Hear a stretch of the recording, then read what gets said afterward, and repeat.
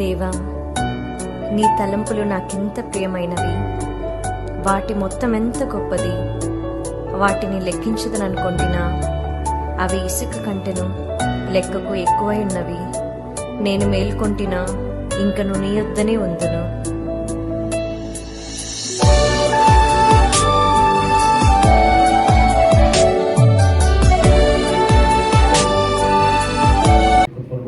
మహిమ కలుగును గాక. హల్లెలూయా. ఓకే, వాక్యంలోనికి వెళ్దాం. మీరు క్రీస్తుతో కూడా లేపబడిన వారైతే పైనున్న వాటినే వెదుకుడి. అక్కడ క్రీస్తు దేవుని కుడిపార్శ్వమున కూర్చుండి ఉన్నాడు. హల్లెలూయా. పైనున్న వాటి మీదనే గాని భూ సంబంధమైన వాటి మీద మనస్సు పెట్టుకొనకుడి.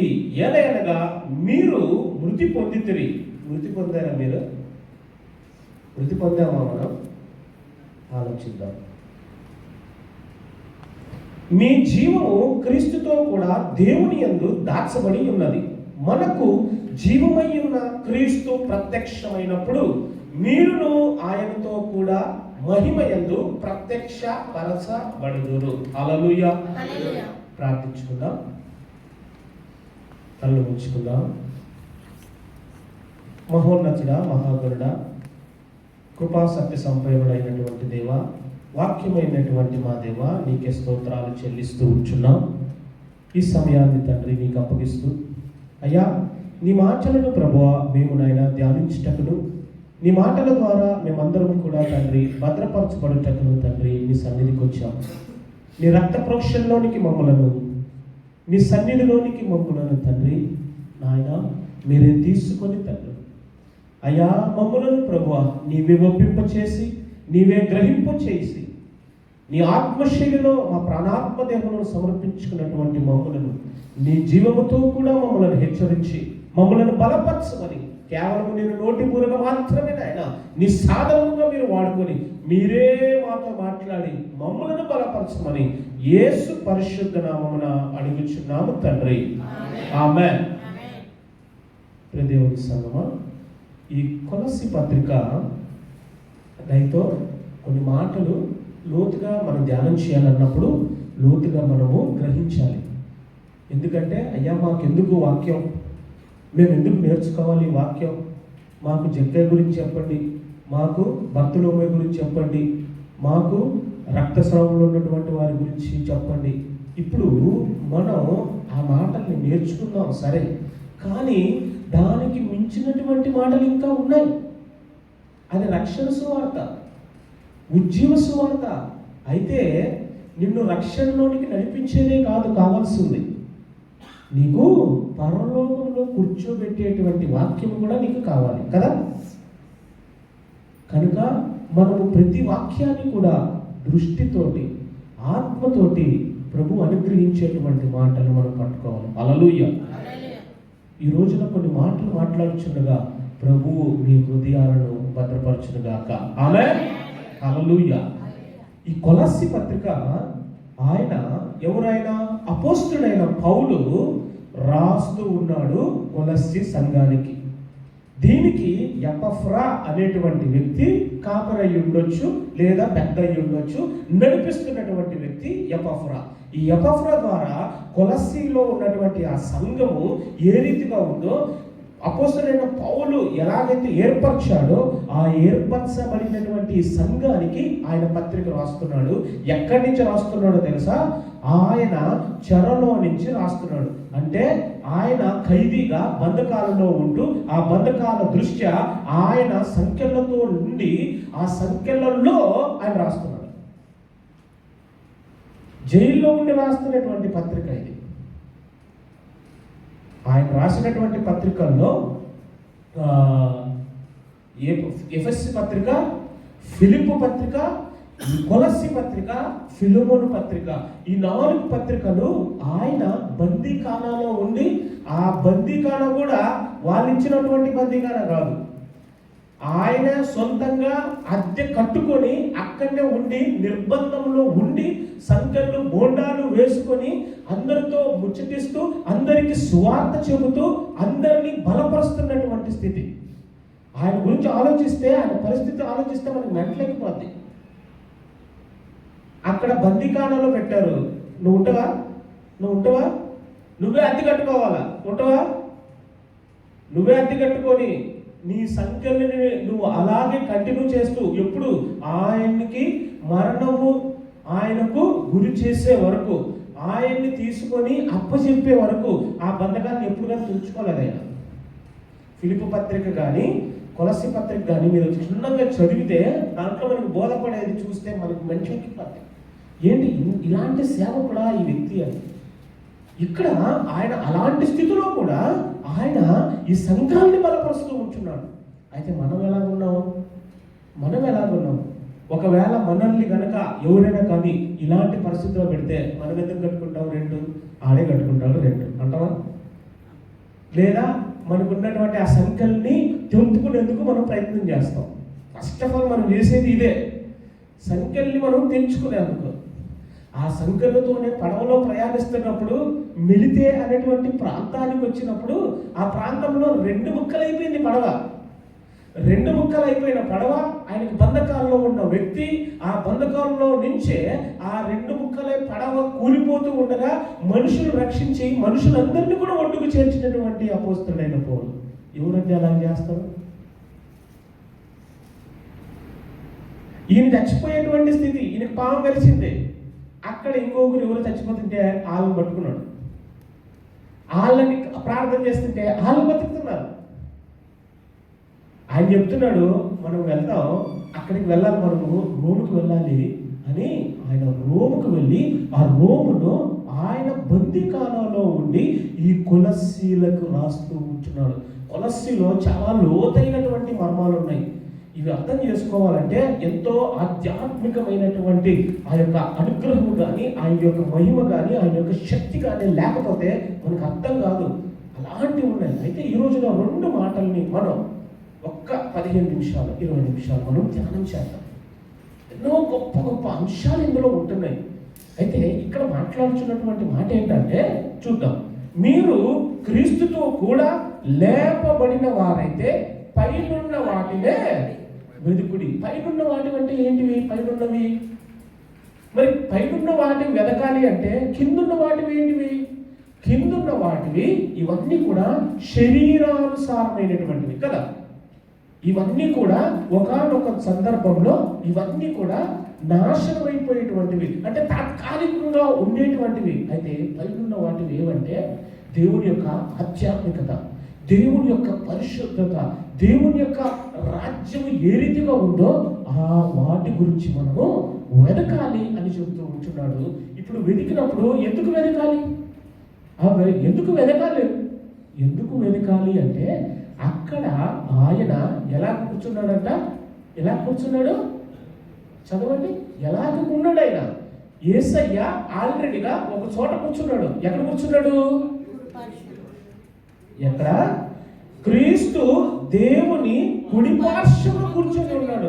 క్రీస్తు అంటే యేసయ్యే మన కోసం ఈ లోకానికి ఆయన మనుష్యుడుగా వచ్చినటువంటి ఆయన, ఆ రక్షకుడుగా వచ్చినటువంటి ఆయన ఏం మారాడంటే క్రీస్తుగా మారాడు. క్రీస్తు అంటే ఏంటి? సిలువలో మన కోసం రక్తాన్ని కార్చి మనల్ని అందరినీ కూడా విమోచన కొరకు చేసినటువంటి ఆయన క్రీస్తుగా మారి ఉంటున్నాడు. ఇప్పుడు మారినటువంటి ఈయన ఆరోహణం అయిపోయి ఎక్కడికి వెళ్ళాడంట? తండ్రి కుడి పార్శ్వన కూర్చొని ఉంటున్నాడు. ఈ కాలం అంతా ఏ కాలంలో మనం ఉంటున్నామంటే, ఈ షెడ్యూల్ అంతా ఏ కాలం అంటే యేసుక్రీస్తు యొక్క పునరుత్థానపు కాలం. యేసుక్రీస్తు ఏ రోజైతే పునరుత్థానాన్ని మనం జరుపుకున్నామో, పునరుత్థానం పండుగ జరుపుకున్నాం కదా, ఆ రోజు నుంచి ఇది 5వ వారం. ఇక కొద్ది రోజుల్లో మనము పెంతెకొస్తు దినాన్ని అపోస్తలుల కార్యాలలో మొదటి అధ్యాయంలో ఉందిగా, ఆ పండుగను మనం జరుపుకుంటాం. దాని మధ్యలో యేసయ్య ఈ లోకంలో మహిమ శరీరంతో ఉండి మనతో మాట్లాడుచు ఆయన అన్నాడు, నేను తండ్రి వద్దకు వెళ్తున్నాను. ఇప్పుడు తండ్రి వద్దకు వెళ్ళిన ఈయన ఎక్కడ కూర్చున్నాడంటే తండ్రి కుడి పార్శ్వమున కూర్చున్నాడు. యేసయ్య తండ్రి కుడి పార్శ్వమున. ఇప్పుడు కుడి పార్శ్వమున అంటే ఏంటి? రైట్ హ్యాండ్ కదా. Right hand. ఈ రైట్ హ్యాండ్ దాని గురించి గురించి మనం కొన్ని నిమిషాలు ధ్యానం చేద్దాం. యేసు బైబిల్లో ఎవరు ఆ పేరుతో పిలువబడిన వారు? అసలు రైట్ హ్యాండ్ అనేటువంటి దానికి అర్థాన్ని ఇచ్చినటువంటి వ్యక్తులు ఎవరు అని అంటే బెన్యామీను. హల్లెలూయా. ఎవరు? అందరూ చెప్తా, బెన్యామీను అనంటే బెన్యామీను. ఈ వ్యక్తి ఎవరు? యాకోబు చివరి సంతానం. యాకోబు చివరి సంతానంలో ఈ వ్యక్తి పేరు బెన్యామీను కాదు. వాళ్ళ అమ్మ పెట్టుకున్న పేరు బెనోని. ఈ పేరు అంటే ఈవిడ చనిపోయేటువంటి స్థితిలో ఇంకా ఈ బిడ్డని కంటే ఆవిడ చచ్చిపోతుంది. ఈ బిడ్డని కంటే ఆవిడ చచ్చిపోతుంది. ఈ బిడ్డని కనొద్దు అంటే ఆవిడ బతుకుతుంది. ఏం చేయాలి? ఈ బిడ్డ కావాలి, ఇక్కడ ఈవిడ కావాలి, రాహేలు కావాలి. రాహేలుకి చాలా సంవత్సరాలు బిడ్డలు లేరు. ఇప్పుడు రాహేలుకి యోసేపు పుట్టాడు. యోసేపు తర్వాత మళ్ళీ చాలా కాలానికి బెన్యామీను పుడతాడు. ఇప్పుడు బెన్యామీను పుట్టినటువంటి ఈ బిడ్డ మొదటగా పెట్టుకున్న పేరు ఏంటంటే చూడండి, 35వ అధ్యాయము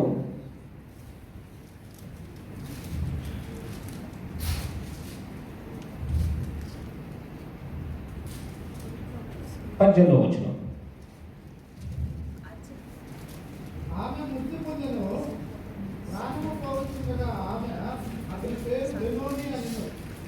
ప్రాణము పోయేటప్పుడు ఏం చెప్పిందంట? బెన్ హాని అంటే దుఃఖపుత్రుడు. ఈ కుడి భుజంలో ఉన్నటువంటి వ్యక్తి ఎవరు? దుఃఖపుత్రుడు. ఈ దుఃఖపుత్రుడిని ఎప్పుడైతే ఆవిడ చనిపోయిందో ఆయన బెన్యామీనుగా మార్చుకున్నాడు. బిన్ యమీన్. యమీన్ అంటే కుడి ప్రక్క కదా, అంటే కుడి భుజముగా తన యొక్క కుమారుడికి ఆ పేరు పెట్టుకున్నాడు. ఈ బెన్యామీను దేవుడి యొక్క కుడి పార్శ్వమున ఉండాల్సినటువంటి వ్యక్తి. ఈ కుడి పార్శ్వమున ఉండాల్సినటువంటి వ్యక్తి. దీనికి చాలా చాలా దానికి కథము ఉంది. అయితే బెన్యామీను అనేటువంటి వ్యక్తి యాకోబు ఆయన చనిపోయేటువంటి కాలంలో ఈ యాకోబు బెన్యామీన్ని ఆశీర్వదించి ఏం చెప్పాడంటే 49వ అధ్యాయము త్వరగా వెళ్ళిపోదాం. 27వ వచనం త్వరగా చదవండి.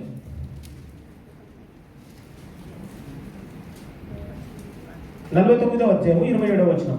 బెన్యామీను చీల్చునట్టి తోడేలు అతడు ఉదయమందు ఎరను తిని అస్తమయమందు దోపుడు సొమ్ము పంచుకొనును. ఇది తనని ఆశీర్వదిస్తున్నటువంటిది. యాకోబు చనిపోయే ముందు 12 మందిని కూడా ఆశీర్వదించి ఐగుప్తులో ఈ బిడ్డలందరిని ఆశీర్వదిస్తూ ఉంటుండగా ఈ బెన్యామీను అనే వ్యక్తిని ఎలాగా ఆశీర్వదిస్తున్నాడంటే, నువ్వు ఒక తోడేలు.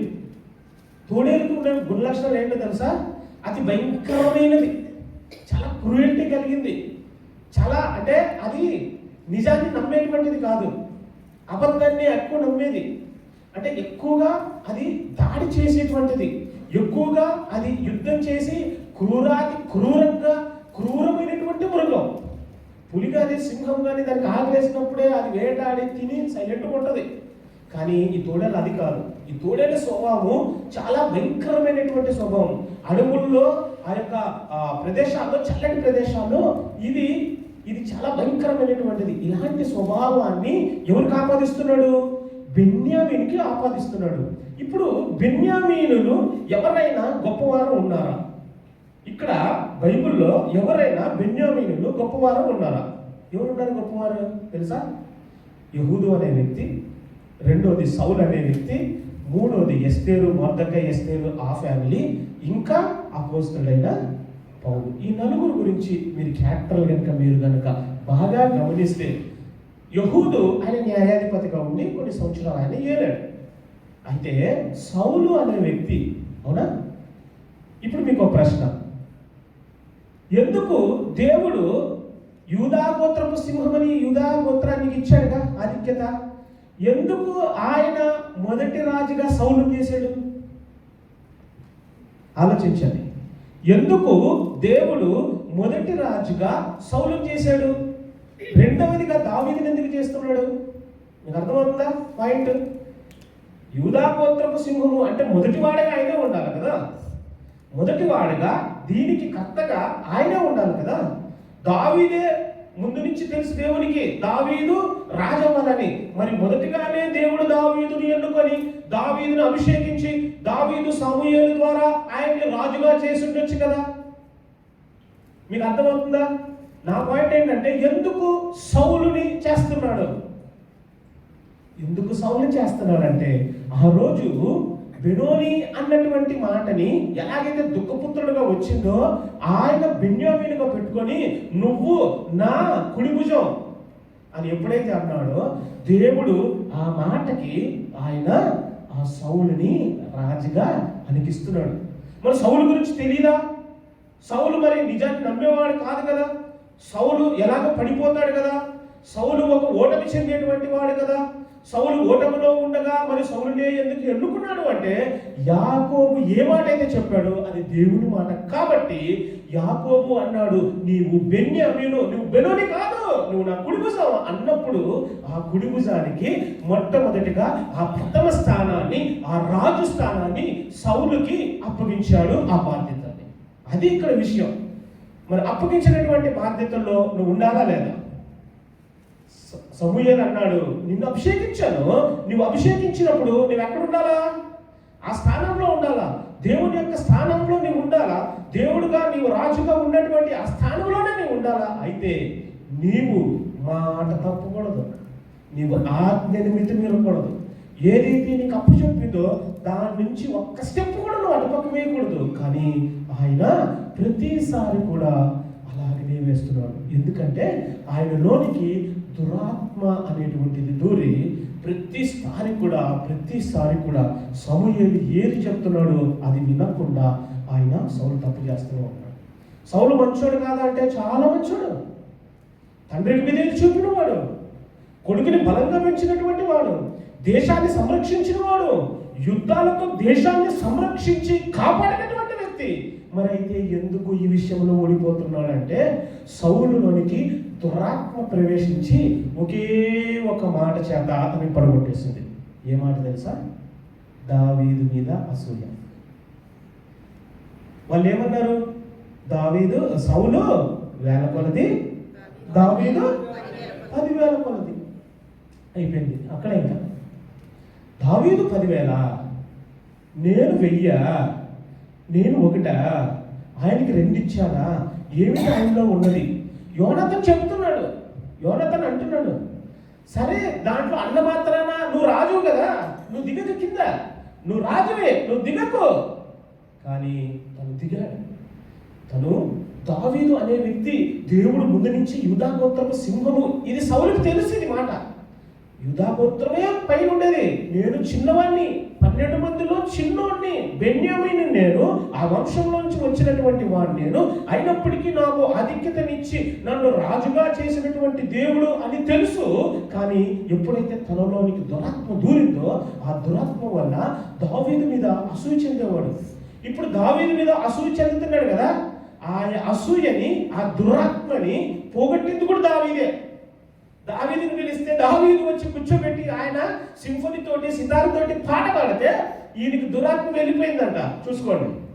ఆయన మీద అసూయ పడుతున్నా, ఆయన మీద ఎంత చెందుతున్నా దావీదు అమాయకంగా వచ్చి దేవుడికి స్తోత్రాలు చెల్లించి హల్లెలూయా చెబుతూ ఉంటే తనలో దురాత్మ బయటికి వెళ్ళిపోయిందంట.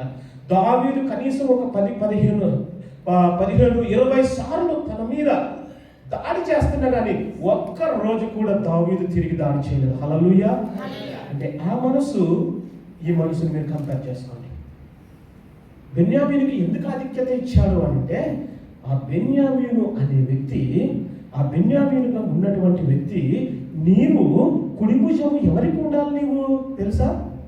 ఎందుకు సౌలు ఫెయిల్ అవుతున్నాడంటే ఒకే ఒక కారణం. నీవు కుడి భుజంగా ఉండాల్సింది యూదాకి నీవు ఉండాలా. ఎవరు? దావీదుకు నువ్వు కుడి భుజానివి. నీవు దేశానికి కాదు కుడి భుజానికి. నీవు ఉండాల్సింది దావీదుకి, యూదా వంశానికి. మీకు అర్థం కావట్లేదు అనుకుంటున్నాను. మీకు అర్థం అవ్వాలి అంటే బాగా ఆలోచించాలి. మొన్న కూడా నేను ఒక మాట అన్నాను. మొన్న మ్యారేజ్ ఫంక్షన్కి వెళ్ళినప్పుడు ఒక మాట అన్నా. ఏమన్నా అంటే, అది మ్యారేజ్ ఫంక్షన్, మ్యారేజ్ యానివర్సరీ. ఆ మ్యారేజ్ యానివర్సరీలో ఇది వధువు వరుడు అనేటువంటిది ఆత్మ సంబంధమైనది. టాపిక్ నేను చేంజ్ చేయట్లేదు, ఒక ముక్క చెప్తున్నా. వధువు వరుడు అనేది ఆత్మ సంబంధమైనది. ఎందుకు ఈ లోక సంబంధమైనదిగా వచ్చిందంటే ఎప్పుడైతే ఆదాము హవ్వలు ఇరువురు ఒకటిగా ఉండి ఆయన సన్నిధిలో ఉన్నారు కదా, ఎప్పుడైతే వాళ్ళు పండ్లు తిన్నారో ఫలాలు తిన్నారో ఏమైంది, వారిద్దరు శరీరాన్ని చూసుకున్నారు. అంటే ఈ లోక సంబంధమైనటువంటి బంధంలోనికి వచ్చారుగా. ఈ లోక సంబంధమైనటువంటి బంధాన్ని కూడా దేవుడు దాన్ని పవిత్రపరిచేందుకు ఆయన ఇంకా ఇప్పటికీ ఆయన బ్యాచిలర్ గానే ఉన్నాడు, వరుడుగానే ఉన్నాడు. ఆయన పెళ్లి చేసుకోలేదు యేసయ్య అని చెప్పారు. మీకు అర్థమవుతుందా? అవునా కాదా? అవునా కాదా? ఇప్పటికి మన కోసం వరుడుగా ఉన్నాడా లేదా? వధువు సంఘం మధ్యాకాశంలోనికి మనం బయలుదేరుచూ ఉంటుండగా ఈ వధువు అనే పెళ్లి కుమార్తె సంఘముగా దేవుడి యొక్క ఆ సన్నిధిలో 7 సంవత్సరాలు ఆయనతో సిద్ధపాటు కలిగి ఉంటుంది. హల్లెలూయా. అందుకే దాన్ని మార్చేందుకే యేసయ్య ఈ లోకంలో ఒంటరిగా మన కోసం ఈ లోకానికి వచ్చాడు అనే మాట చెప్పారు. ఇప్పుడు కూడా ఇది కూడా అలాంటి ఆధ్యాత్మికమైనటువంటి మాట. అంటే యూదా గోత్రానికి నీవు కుడి భుజంగా ఉండాలి. అదే యాకోబు అన్నది. ఎవరికి కుడి భుజంగా ఉండాలి? యూదా గోత్రానికి మాత్రమే. నీవు యాకోబు కాదు కుడి భుజం. అంటే యాకోబు కంటే 12 మందికి కాదు నువ్వు కుడి భుజం. నీవు దేశానికి కాదు కుడి భుజం, మనకందరికి కాదు కుడి భుజం. నీవు యూదా గోత్రానికే కుడి భుజంగా ఉండాలి. అందుకే అపోస్తలుడైన పౌలు సక్సెస్ అయ్యాడు. అపోస్తలుడైన పౌలు కూడా బెన్యామీను గోత్రమే. మరి సౌలు బెన్యామీను గోత్రమైన ఎందుకు సక్సెస్ కాలేదు అంటే ఆయన తన్ను తాను హెచ్చించుకున్నాడు. నేను కుడి భుజాన్ని కదా, నేనే గొప్పోడిని కదా.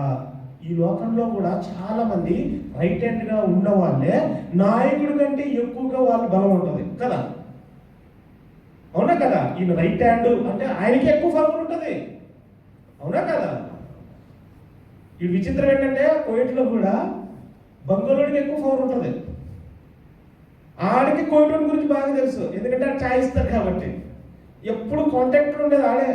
మనకి వాస్తాలు కావాలన్నా, మనకి కోయిటోడితో సంతకాలు కావాలన్నా, కోయిటోడితో మనకి ఏ పనులు కావాలన్నా ముందుకు వెళ్ళి కలిసి కోయిటోడే బంగాళ ఉన్నాయి కదా. అదే రైట్ హ్యాండ్ అంటే. ఇక్కడ కూడా ఈయన ఏమనుకున్నాడంటే నేనే దేశానికి అధిపతిని, నేను శారీరకమైనటువంటి స్థితిలో ఉన్నటువంటి వాడుగా ఎప్పుడైతే ఉన్నాడో అప్పుడు సౌలు పడిపోయాడు. ఇప్పుడు ఏంటంటే ఆత్మ సంబంధమైనటువంటి ధ్యానంలో అపోస్తుడైనటువంటి పౌలు తన బంధకాల్లో ఉన్నా కానీ ఎవరికి కుడిభుజంగా ఉన్నాడు తెలుసా? యేసయ్యకు కుడిభుజంగా ఉన్నాడు. అందుకే అంత పవర్గా యేసుక్రీస్తు యొక్క సువార్త, యేసుక్రీస్తు యొక్క జీవితము 4 సువార్తల్లోనే ఉంది. కానీ ఈయన రాసినటువంటి సువార్త, ఈయన ఇచ్చినటువంటి ఆ యొక్క పాఠము అమోఘమైంది, భయంకరమైనటువంటి పాఠాలు. మీరు చదివితే కనుక మనకు ఆయన చెప్పేటువంటి పాఠాలని అది ఎంత కష్టమైనా కానీ ఆనందంతో ఆత్మీయతతో మనం చదివితే కనుక మన లైఫ్ చాలా మిరాక్యులస్గా ఉంటుంది. మనం చదవాలా, మనం చదివి దాన్ని ధ్యానించాలి, మనం వాటిని బాగా అర్థం చేసుకోవాలా. ఈ మాటల్ని మనం పైనున్న వాటిని అంటే ఏంటి అర్థం? నువ్వు ఈ లోకాన్ని వదిలేను అని అర్థం కదా. శరీరానుసారమైనది, లోకానుసారమైనది, నేత్రాశ, జీవపుటంబాన్ని నువ్వు వదిలిపెట్టాలంటున్నాను కదా కదా. అందుకే పైనున్న వాటిని నీవు బతకాలి. యేసయ్య ఇప్పుడు ఎక్కడ కూర్చున్నాడంటే తండ్రి కుడిపార్శ్వమున కూర్చొని ఉన్నాడు. ఇటు యహూదు అనే వ్యక్తి, ఇటు సౌలు అనే వ్యక్తి, వీళ్ళందరినీ కూడా మొదటిగానే ఎందుకు ఎన్నుకున్నాడు అంటే వారికి యాకోబుకి ఇచ్చినటువంటి మాట. రేపు వీళ్ళందరూ కలిసి అక్కడికి వెళితే దేవుణ్ణి ప్రశ్నిస్తారా లేదా?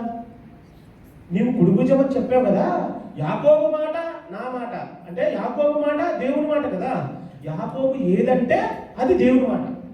బాగా గుర్తుపెట్టుకోండి, యాకోబు ఏది అంటే అది దేవుని మాట.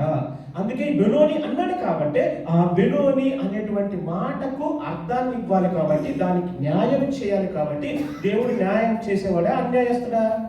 దేవుడు న్యాయం చేసేవాడు. తనకు తెలుసు సౌలు భయంకరమైనటువంటి వ్యాధి గలవాడని, సౌలుకు దురాత్మ ఉందని, సౌలు ఓడిపోతాడని. అయినా కూడా సౌలుకే ఆ యొక్క రాజ్య బాధ్యతలు, నాయకత్వ బాధ్యతలు ముందుగా కేటాయించాడు. కానీ అది తెలుసుకున్న లోపే సౌలు ఏమైపోయాడు? ఈ మాట యోనతానికి తెలుసు కాబట్టి యోనతాను దావీదుని రక్షించాడు. దావీదు కొరకు పోట్లాడాడు. దావీదు కొరకు ఎన్నోసార్లు అడ్డుకున్నాడు యోనతాను. కానీ సౌలులో ఉన్నటువంటి దురాత్మ ఆ చెడుతనానికి, ఆ చెడు వైపున వెళ్ళేటట్టుగా ప్రయాణం చేయించింది. ఎందుకంటే తను అర్థం చేసుకున్నది ఏంటంటే, నేను ఈ దేశానికే కుడిభుజాన్ని అనుకున్నాడు. నేను తప్ప ఇంక దేవునికి నేనే కుడిభుజాన్ని అనుకున్నాడు. దేవునికి కానీ దేశానికి కానీ కాదు. అక్కడ ఉన్న అర్థం ఏంటంటే, నీవు యూదా గోత్రానికి మాత్రమే కుడిభుజం. నీవు ఎవరికి కుడిభుజంగా ఉండాలో, ఎవరి స్థాయిలో ఎవరు ఎక్కడ ఉండాలో అది మనం తెలుసుకొని ఎప్పుడైతే మనం ప్రవర్తిస్తామో మన లైఫ్ చాలా హాయిగా గడుపుతుంది. అది తెలుసుకున్నటువంటి స్థితిలో సౌలు ఉన్నాడు. అందుకే సౌలు ఫెయిల్ అయ్యాడు. ఎవరు తీసుకొచ్చాడు? దావీదుని తీసుకొచ్చాడు. ఆ బెన్యామీను అనే మాటకి ఏంటంటే కుడిభుజం. అది ఎవరికి? యేసయ్యకు కుడిభుజంగా ఉండాలి. అందుకే ఆ సౌలు చేయండి, ఈ సౌలు చేశాడు. హల్లెలూయా. ఈ సౌలు ప్రణాళికలో ఉన్నాడా? ప్రణాళికలో లేడు. సౌలందుకే సౌలు వచ్చి రక్షణ పొందాడా? లేదు. అవునా? సౌలందుకు సౌలు వచ్చాడా? కాదు కదా. దేవుడే తనని పట్టి కింద పడేసి 3 రోజులు ఆయనకు పాపపు పొరలన్నింటినీ ద్వారాల ద్వారా ఆయనకి విడుదల చేసి దేవుడి యొక్క వెలుగులో యేసుక్రీస్తుని చూసిన తర్వాత మార్పు చెంది అప్పుడు ఆయన పౌలుగా మారిపోయాడు. అవునా కదా? ఆయన మారినటువంటి ఆ వ్యక్తి ఈ రోజున మనకు ఏమంటున్నాడు తెలుసా? నేను క్రీస్తును పోలి నడుచుకున్న ప్రకారము మీరు పోలి నడుచుకున్నారు. ఎవరు చెప్తారు అలాగా? ఎవరైనా చెప్పగలుగుతారా? అంతమంది అపోస్తులు ఉన్నారు, ఆయన సొంత అపోస్తులు ఉన్నారు, వాళ్ళు ఎవ్వరు చెప్పలే. యేసుక్రీస్తు నడిచినటువంటి వారు, యేసుక్రీస్తు భుజించినటువంటి వారు, యేసుక్రీస్తు నిద్రించినటువంటి వారు, యేసుక్రీస్తుని డైరెక్ట్ గా సిలువలో మరణిస్తున్నప్పుడు చూసినటువంటి వారే చెప్పలేదు నేను పోలి నడుచుకోండి అని. అపోస్తులైనటువంటి పౌలు అన్నాడు, నన్ను పోలి నడుచుకుంది. అంటే ఆయన ఎంత పోలి నడుచుకున్నాడో, ఏ గుణ లక్షణాలు యేసుక్రీస్తు లాంటివి ఆయన కలిగి ఉన్నాడో వాటిని మనం గ్రహించాలి. హల్లెలూయా. అందుకే అపోస్తులైన పౌలు రాస్తూ కొలస్సీలకు చెబుతూ ఉన్నటువంటి మాటలు, ఆ మాటలు 4 అధ్యాయాలు, ఆ 4 అధ్యాయాలు ఎంతో భయంకరమైనటువంటి లోతుగా ఉన్నటువంటి మాటలు మనం ధ్యానం చేయాలి. ఇంకా ఏమన్నాడంటే ఒకసారి మనం గ్రహిద్దాం. ఆ మాట చదవండి, 2వ వచనం చదవండి.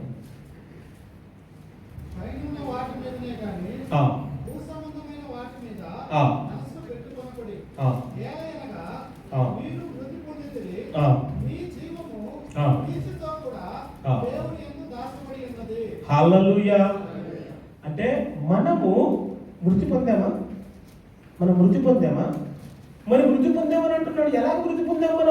మనము ఎలాగ మృతి పొందామంటే మనమందరం కూడా ఈ శరీర స్వభావమైనటువంటి మన యొక్క కార్యాలన్నిటినీ ఏ రోజైతే నువ్వు నేను బాప్తిసము తీసుకున్నామో ఆ రోజున మనమందరం కూడా మన యొక్క జీవితాన్ని ముంచివేయబడి అక్కడితో సమాప్తం చేసుకొని బాప్తిస కార్యంలో మనం ఎప్పుడైతే తిరిగి లేస్తూ ఉన్నామో ఆయన యొక్క జీవంలోనికి, ఆయన సజీవంలోనికి మనమందరం కూడా లేచాము. కాబట్టి మనల్ని ఆయన భద్రపరిచాడు. బాప్తిసం అంటే ఆషామాషి కాదు. నువ్వు ప్రభు బలంలోకి వెళ్తుంటే ఆషామాషి కాదు. ఇది కేవలం ఆచారం కాదు. ఇది ఆచారం అని మనం అందరం కూడా ఎంచుకుంటున్నాం. ఇంకొక మాట నేను జ్ఞాపకం చేస్తాను. ఏంటంటే 3వ అధ్యాయంలోనే ఈ మాటను చూసి మనం 3వ అధ్యాయము 11వ వచనం చివరి మాటలు చదవండి. పరదేశి అని, సిథియుడని చదవండి. ఎవరు? పరదేశి అని, సిథియుడని, దాసుడని.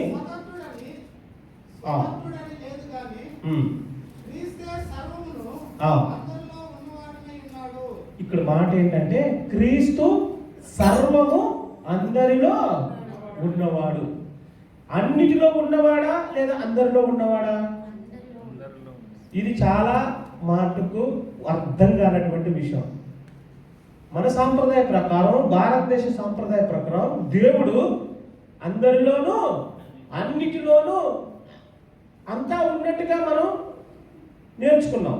కానీ దేవుడు మృతులుకా లేదంటే సజీవులుకా?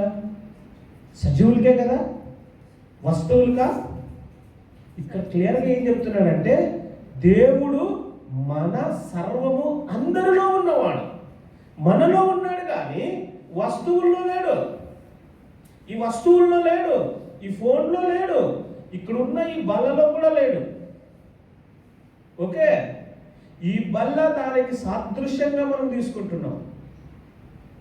బాప్తిసం కూడా అందులో కాదు ఉన్నది, అది సాక్ష్య రూపంలో ఈ లోక సంబంధమైనటువంటి అధికారులకు మనం తెలియజేస్తూ ఉన్నాం. ఇప్పుడు నువ్వు రక్షణ పొందావు కదా, ఇక్కడే రక్షణ పొందావు కదా, అది ఎవరికి తెలుసు? యేసుకి, సంఘానికి, సహవాసానికి, దేవునికి మాత్రమే తెలుసు. మరి అంధకార శక్తులకి వాడికి కూడా తెలియాలిగా. వాడికి తెలిసేటట్టుగా మనము అక్కడికి వెళ్ళి తండ్రి, కుమార, పరిశుద్ధాత్మ నామములో ఎవరిని అణిచేసేందుకు తీసుకుంటున్నామంటే అంధకార చీకటి శక్తుల వాటిని అణిచేసేందుకు, వాడి సమక్షంలో వాడికి చూపించేందుకు మనము అక్కడ మృతి పొందుతూ ఉన్నాం. అది బాప్తిసం అంటే. మనం ఏదో ముంచి మనం పైకి వెళ్తున్నాము అంటే మనం కలుపుకున్నట్టు కాదు. ఆ రోజే నువ్వు రక్షణ పొంది ఆ రోజే పరలోకానికి చేరుతావు అంటే కాదు. అసలు నీవు బాప్తిసం ఎందుకు తీసుకున్నావంటే ఈ యొక్క లోకనాథంలో అందరిలో కల్లా ఆ రోజున అడుగుతాడు దేవుని దగ్గర, ఈయనెప్పుడు నీకు రక్షణ పొందాడు నాకు తెలియదే. బాప్తిసం తీసుకున్నావు కాబట్టి ఆ రోజు వాడు సైకుంటాడు. అందుకు మనము బాప్తిసం తీసుకుంటున్నాం. మరి సహవాసంలోనికి ఎందుకు చేవేస్తున్నావు అంటే నువ్వు నేను సిలువ రక్తానికి, సిలువ సాదృశ్యంలో ఆయన ఎలాగైతే కొట్టబడ్డాడో, ఆయన చంపబడ్డాడో, రక్తం కార్చాడో, మృతి పొందాడో దానికి సాదృశ్యంగా ఇందులోనికి మనం చేయి వేస్తున్నాం. అంటే ఎప్పుడైతే నువ్వు చేయి వేస్తున్నావో, ఎప్పుడైతే దీన్ని తాగుతూ ఉన్నావో, ఇక్కడ ఉన్నటువంటి మాటల్లోన జీవంలోనికి మనం అందరం కూడా కలిసి వెళుతూ ఉన్నాం అనమాట. మనల్ని సంరక్షిస్తున్నాడు. దానికి సాక్షి రూపంలో దీన్ని తీసుకుంటున్నాం. దీంట్లో ఉన్నాడు దేవుడు, రక్తంలో ఉన్నాడు దేవుడు కాదు. వస్తువుల్లో లేడు దేవుడు. ఎవరిలో ఉన్నాడు దేవుడు? మనలో ఉన్నాడు దేవుడు. మనకిని అన్యులకి తేడా ఏంటంటే అన్యులకి అన్నిట్లో ఉన్నాడు దేవుడు. అందుకే చెట్టుకి, పుట్టకి, ప్రతి దానికి మనం మొక్కుతాం. కానీ దేవుడు సజీవుడు కాబట్టి, ఆత్మలకి దేవుడు కాబట్టి ఆయన మనలో ఉన్నాడు. కానీ ఈ స్టూలు, ఈ టేబుల్, ఈ పులిపిట్టు దీంట్లో లేడు. ఈ హస్తకృతమైనటువంటి ఈ యొక్క స్థలంలో, గోడల్లో లేడు. హల్లెలూయా, అర్థమవుతుందా? అందుకే ఈయన ఇక్కడ మాట్లాడుచు ఏం చెప్తున్నాడంటే మనకు జీవమై ఉన్న క్రీస్తు ప్రత్యక్షమైనప్పుడు మీరును ఆయనతో కూడా మహిమయందు ప్రత్యక్ష పరచబడతాం. అంటే ఆయన మనకు ఇంకా ఆయన తీర్పు జరగలేదు కాబట్టి మనము మృతులైనప్పుడు ఆయన మహిమ సన్నిధిలో ఉండేవారుగా ఉంటున్నాం. హల్లెలూయా. మనకి సమయం అయిపోయింది కాబట్టి ఇది పార్ట్ 1. పార్ట్ 2 మళ్ళా మీకు ఉంటుంది. హల్లెలూయా. తలలో ఉంచుకుందాం, కొన్ని నిమిషాలు ప్రార్థన చేసుకుని బలలో చేయలేదు. మహోన్నతుడు అయిన తండ్రి, మహాగరుడ, స్తోత్రాలు చెల్లిస్తూ ఉన్నాం. అయ్యా, మమ్మలను నాయన నీ యొక్క సన్నిధిలో ఈ రీతిగా తండ్రి నీ మాటని మేము గ్రహించాం. అయ్యా, నీవు కుడి పార్శ్వమున కూర్చొని మా కొరకు నాయన యాచన చేస్తూ, మా కొరకు తండ్రి నీవు బలియాగమైనటువంటి ఈ లోకంలో తిరిగి మా కొరకు మధ్యవర్తిగా నీవు వెళ్ళి నాయనా నీవు కుడిపార్శ్వములో కూర్చున్నటువంటి ప్రధాన యాజకుడివి తండ్రి. నీవే బలియాగము చేసినటువంటి వాడవు, నీవే మాకు మధ్యవర్తిత్వము చేసినటువంటి వాడవు, నీవే మా కొరకు తండ్రి కుడిపార్శ్వములో కూర్చొని ప్రధాన యాజకుని యొక్క విధిని నీవు నిర్వహిస్తూ మా కొరకు ఎదురు చూస్తూ ఉన్నటువంటి వాడవు కనుక ప్రతి కార్యమును బట్టి నీకు స్తోత్రాలు చెల్లిస్తూ, నీవు నాయన జీవము కలిగినటువంటి సజీవులకే కానీ మృతులకు కాదు కనుక, మృతులకు కేవలము అపవాది అని, వాడు సాతానుడని, వాడికి ఇచ్చినటువంటి అంధకార సంబంధమైనటువంటి చీకటి శక్తులన్నీ లయపరచటకే తండ్రి మీరు మాతో ఉండి ఈ రీతిగా మాట్లాడుతున్నందుకు నీకు వందనాలు చెల్లిస్తూ ఉంటున్నామయ్యా. నీ బాప్తిస సాక్ష్యంలోనికి మేమందరం కూడా వచ్చి ఉన్నాము. ఈ సమయంలో బలలోనికి చేయి వేయటకు మమ్మల్ని అర్హులుగా చేయండి తండ్రి. నాయన నీ రొట్టెకు మమ్మల్ని నాయన సాదృశ్యంగా ప్రభువా, నీ రక్తానికి మమ్మల్ని సాదృశ్యంగా నాయన మమ్మల్ని మీరు బలపరచమని తండ్రి ప్రార్థిస్తూ ఉంటున్నాను. అపోస్తులైనటువంటి పౌలు నిర్వహించినటువంటి కార్యము తండ్రి, ఆ సౌలు చేయలేనటువంటిది మీరు నాయన నీ కుమారుడైనటువంటి అపోస్తులైనటువంటి పౌలు ద్వారా చేయించారు. ఆ సౌలుకు ఉన్నటువంటి తేడా, ఈ సౌలుకు ఉన్నటువంటి తేడా ఇది నాడు మాకు గ్రహించినట్టు నీ కృపను అనుగ్రహించినందుకు తండ్రి నీకు స్తోత్రం. మేము ఏ సౌలు వలె ఉంటున్నామో, ఏ సౌలు పౌలుగా మేము మారాలో తండ్రి మమ్మల్ని మీరు బలపరచమని, బెనోనిని బెన్యామీనుగా మార్చిన నీవు ప్రభువా, మా యొక్క దుఃఖం నుంచి సంతోషంగా నాట్యముగా మీరు మమ్మల్ని మలచమని అయ్యా, నీ కృపార్శ్వంలో కూడా మేము చేర్చుటకు తండ్రి మమ్ములను క్రీస్తుతో పూలగా నడుచుకునేటువంటి స్వభావాన్ని మాకందరూ కూడా మీరు కలిగించమని యేసు నామమున అడుగుచున్నాము తండ్రి. ఆమేన్.